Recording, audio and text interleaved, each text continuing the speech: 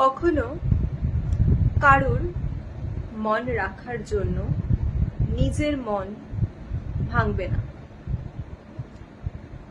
কেন কেন না, কি জন্য, এই প্রশ্নগুলোর উত্তর যদি আমি বাদও দিই, এই কথাটা মাথায়ও আনা উচিত নয় যে কাউকে খুশি করার জন্য আমি নিজে খারাপ থাকবো।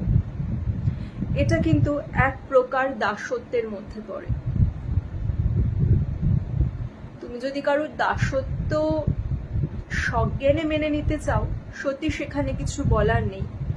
তবে আমার ব্যক্তিগত মতামত, যে ভালোবাসা প্রকৃত ভালোবাসা, সেখানে কাউকেই কারোর জন্য দাসত্ব স্বীকার করার কোনো প্রয়োজন নেই।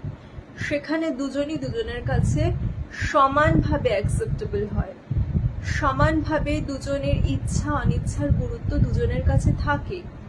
সেজন্য এই ধরনের যে সম্পর্কগুলো, যে সম্পর্কে তোমাকে একটা কন্ডিশনের মধ্যে আসতে হচ্ছে যে কাউকে ভালো থাকার সাথে তোমার ভালো থাকার কোনো যোগাযোগ নেই, সেটা পুরোটাই একটা সামাজিক একটা কন্ডিশন, যে সমাজ বলছে যে এটা তোমার জন্য ভালো।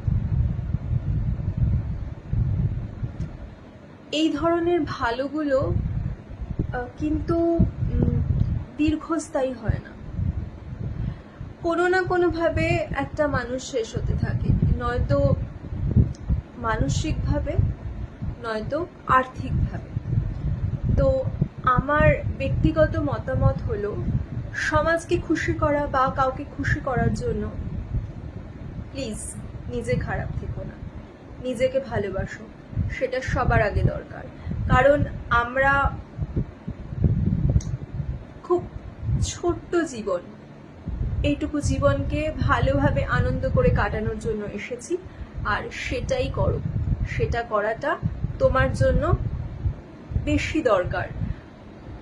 আমি বলছি না কাউকে খারাপ রাখতে, সবাই ভালো থাকবে এটাই চাই, তবে কারুর জন্য নিজে খারাপ থাকবে না, কাউকে খুশি করতে গিয়ে নিজে খারাপ থাকবে না। এটা নিজের ওপরে চরম অন্যায় করা হবে। বাস, দ্যাটস ইট।